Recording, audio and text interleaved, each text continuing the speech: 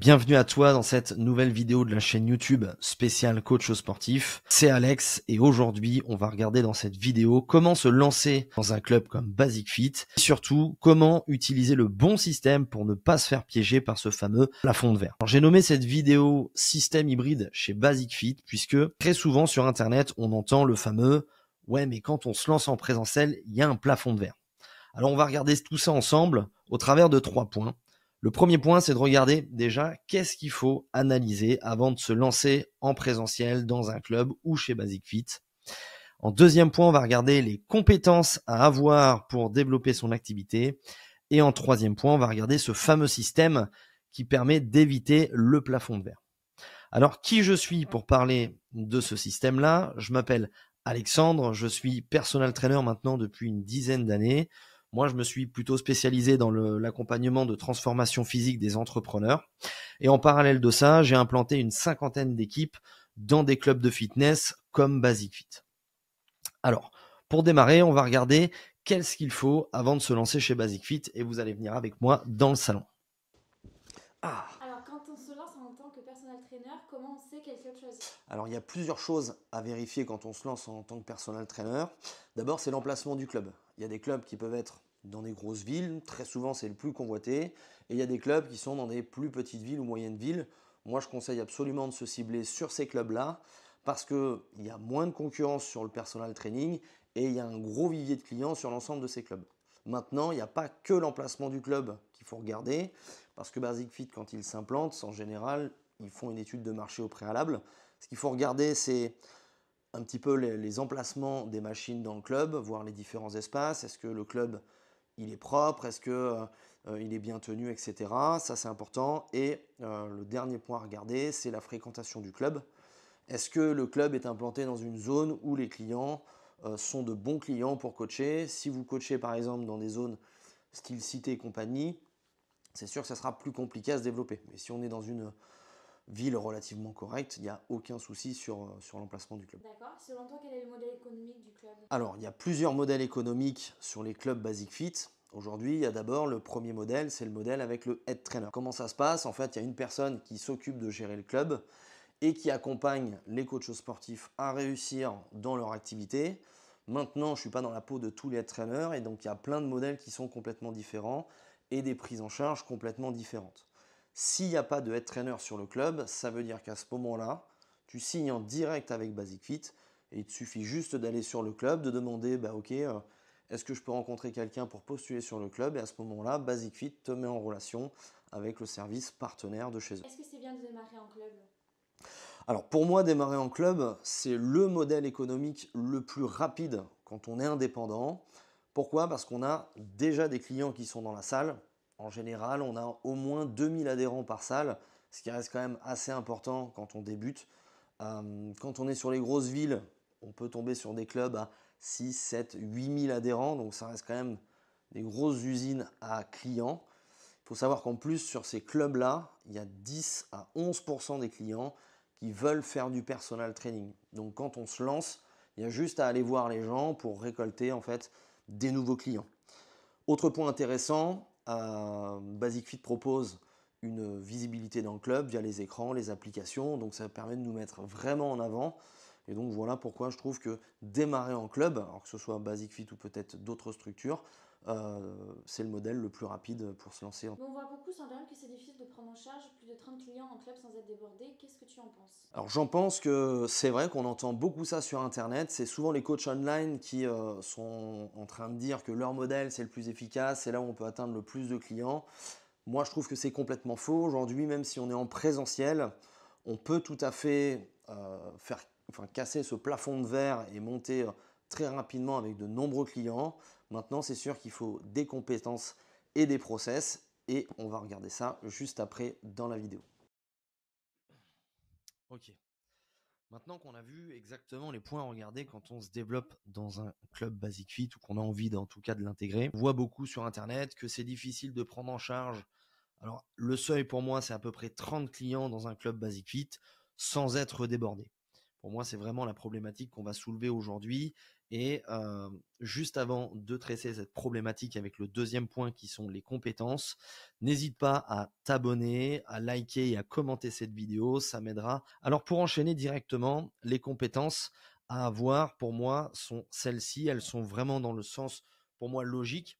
La première compétence, c'est d'abord d'être pédagogue. Aujourd'hui, si on se lance en tant que personal trainer et on veut se lancer dans le modèle indépendant, si on n'est pas pédagogue et donc on n'a pas envie d'aider les autres, pour moi, il faut changer de métier absolument.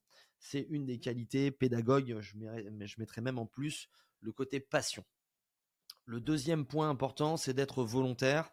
Il y a beaucoup de coachs sportifs qui se lancent et qui se laissent un petit peu porter par ce qui se passe autour d'eux, alors qu'aujourd'hui, si vous êtes indépendant, c'est à vous de développer votre activité, donc c'est à vous de prendre en main votre avenir. Et si vous n'êtes pas volontaire, ça risque d'être compliqué pour la suite. J'enchaîne avec le modèle de soif d'apprentissage. Ça, c'est encore une erreur que je vois et je trouve que c'est une compétence à avoir d'être toujours dans ce fameux, comment on peut dire ça, développement personnel ou développement de compétences. C'est que les coachs, quand ils arrêtent d'apprendre et quand ils sortent de leur diplôme, à l'instant T, ils sont de bons techniciens, ils ont peut-être quelques connaissances, etc. Mais le marché aujourd'hui évolue très très vite.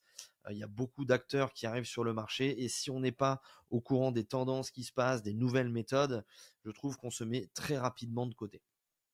Ensuite, l'une des compétences essentielles au démarrage de l'activité, pour les 3 autres, ça peut se faire en continu, mais la partie vente pour moi est aujourd'hui essentielle dans n'importe quel business et d'autant plus si on veut être personal trainer indépendant au club. On peut avoir le meilleur marketing du monde, on peut avoir tout ce qu'on veut.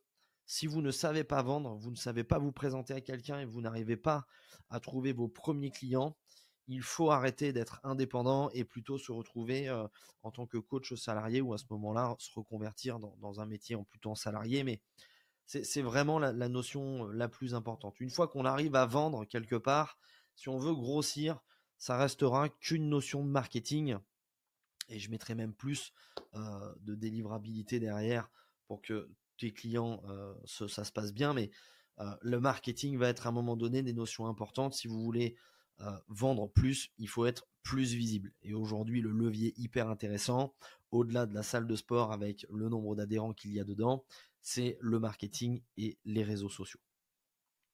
Alors voilà pour cette partie compétences. Est-ce que vous pensez que c'est des compétences qu'aujourd'hui vous avez? Est-ce que vous auriez rajouté d'autres compétences? N'hésitez pas à le mettre en dessous dans la vidéo en commentaire et je me ferai un plaisir de vous répondre. On va passer maintenant au système. C'est le moment le plus intéressant. Et pour moi, le système à développer est vraiment celui-ci. Alors, je vais développer un petit peu plus que ce qui a marqué sur l'écran, mais en général, lorsqu'on se lance du coup en activité sur un club de fitness ou un club comme Basic Fit, le premier step, c'est vraiment d'atteindre ces 10 clients. Et la seule compétence que vous devez mettre en place et vous concentrer au départ, c'est d'apprendre à vendre. Il n'y a pas autre chose. Si vous savez vendre à 10 clients, vous avez juste à mettre plus de volume derrière. Et derrière, ça va exploser sur votre activité. Donc, restez concentré sur une méthode de vente avec une offre avec laquelle vous êtes à l'aise, avec vous êtes voilà avec un bon feeling. Et une fois que vous avez ça, concentrez-vous uniquement sur l'objectif d'avoir vos 10 premiers clients. Ensuite, le second step, c'est de 10 à 20 clients. Et là, on commence déjà à avoir beaucoup moins de coachs sportifs qui passent ce step-là, en tout cas naturellement. Il faut juste vendre plus ici. C'est juste faire plus de ce qu'il y a avant. Donc c'est ok, vous commencez à avoir des clients, vous devez moins prospecter, vous avez déjà un petit planning, un courant qui se met en place. Organisez-vous, gardez des moments pour prospecter en salle, garder du temps pour prendre en charge de nouveaux clients, répondre aux demandes, mettre en place des promotions via de la recommandation, discuter avec vos clients, approfondissez un petit peu tout ça. Là, vous avez juste à vendre plus, il n'y a pas plus que ça à faire. Une fois que vous avez atteint vos 20 clients, normalement, l'agenda commence à se remplir de manière assez importante. Et là, en termes de temps, ça commence à être assez serré. Alors, ça dépend bien évidemment les contrats que vous avez avec vos clients. En général, ça peut aller des 1/2 par semaine à les plus gros clients 2-3 heures par semaine. Les cas exceptionnels des clients, je ne vais pas vous les compter dans la moyenne avec 4 à 5 séances par semaine, mais en règle générale, voilà, on est plutôt sur ce type de timing avec les clients. Donc ça vous prend déjà au moins 25 heures de coaching dans la semaine. 25 heures de coaching dans la semaine, vous pouvez compter le double en présence, donc ça fait déjà 50 heures. Ça reste quand même assez important quand vous êtes sur une activité, peu importe le milieu, hein, mais sur le long terme, c'est assez compliqué. Ici, le bon step à faire, c'est de commencer à utiliser le digital comme un levier. C'est-à-dire qu'en présentiel, votre agenda devient booké et vous ne pouvez pas prendre plus de personnes. Cependant, il y a des gens quand même qui continuent à venir vous voir et des gens qui sont intéressés par vos services. C'est complètement dommage de leur dire, bah non, moi je peux pas vous prendre, je suis blindé. À ce moment-là, vous pouvez très bien mettre en place une liste d'attente et de développer des offres plutôt en digital, c'est-à-dire de la programmation à distance. Mais qui dit programmation à distance, au départ, elle peut très bien s'effectuer sur votre club. Et dès que vous avez de la place de disponible, les clients qui sont sur cette fameuse programmation ont la possibilité de venir avec vous en présentiel. Donc le développement d'offres ici est un point vraiment essentiel pour aller chercher le petit palier supérieur de clients et pouvoir vous faire une réserve de clients pour votre présentiel. À ce moment-là, il y a quelque chose qui se passe, c'est que on a notre timing en présentiel qui est blindé, on a notre nos offres en digital qui commencent à être assez importantes, donc ça commence à nous prendre du temps. Ici, pour gagner du temps, on va investir sur les réseaux sociaux avec de l'Ads. L'objectif de cet investissement va être de nous enlever du temps de prospection et de pouvoir aller passer ce fameux cap des 30 à 50 clients. Alors je le mets de manière assez large parce que ça dépend des prestations qu'on va proposer, mais ce fameux step est assez important parce que ça va vous permettre d'aller chercher un step de rémunération assez important pour pouvoir derrière vous déléguer une certaine partie de votre activité. Si vous ne le faites pas d'ores et déjà, c'est-à-dire mettre en place un tout petit contenu marketing et de mettre en place une ads pour attirer automatiquement des clients, vendre encore plus de prestations, ici, vous ne pourrez jamais passer le step à monter et voir les 50 clients et plus. Pourquoi? Parce qu'en fait, vous n'avez pas assez de chiffre d'affaires en présentiel et avec votre activité qui génère pour pouvoir derrière aller scaler et aller sortir de ce fameux plafond de verre qui est le temps et de racheter du temps via des personnes que vous allez embaucher. Donc ici, c'est le fameux dernier step, c'est le 50 clients et plus. C'est la mise en place de SOP, donc c'est des systèmes d'opération où en fait vos personnes que vous allez embaucher, déléguer. Alors en général, ce qu'on va conseiller d'abord, c'est plutôt de prendre quelqu'un qui fait du montage pour vous faciliter un petit peu la partie contenu sur les réseaux sociaux. Le deuxième, ça va être très rapidement un CSM ou un coach sportif qui va venir avec vous soutenir dans la programmation des clients pour pouvoir derrière vous délester un petit peu de timing. Et en faisant ça derrière, on gagne quand même beaucoup plus de temps. Donc ce qui fait qu'on peut se concentrer directement sur un meilleur marketing, toujours notre coaching en présentiel qu'on va rendre beaucoup plus rare et plus cher. Et derrière, en fait, que vous ayez en réalité 10, 20, 30, 40, 50, 100 clients en digital ne vous changera pas votre quotidien puisque ce sont des personnes qui vont gérer ces clients-là. Donc voilà pour moi aujourd'hui le bon système à utiliser si vous voulez sortir de ce fameux plafond de verre et d'être complètement débordé dans votre activité, c'est d'utiliser le digital et d'avoir cette fameuse offre hybride avec la partie présentielle qui vous lance très rapidement parce que on a dit le bassin de clients, la fidélisation client, les infrastructures, etc. Et derrière le digital qui vient juste pop votre activité. Donc si aujourd'hui vous avez des difficultés à vendre, par exemple, vous avez des difficultés à lancer vos offres, vous ne savez pas quel tarif mettre, ce type de questions-là, ou derrière vous voulez sortir de ce fameux plafond de verre, sachez qu'aujourd'hui, toutes nos formations sont 100% finançables et que on a ces fameux 3 niveaux, la partie vente où on vous forme exactement comment vendre du coaching premium, comment attirer des clients en automatique via ces fameuses ads et ces fameuses mises en place d'offres digitales. Et derrière, on peut aussi bosser ensemble pour vous mettre ce fameux système à 50 clients et plus. Alors attention ici, les places sont limitées sur cette dernière formation parce que j'intègre mon temps aussi dans ces business-là.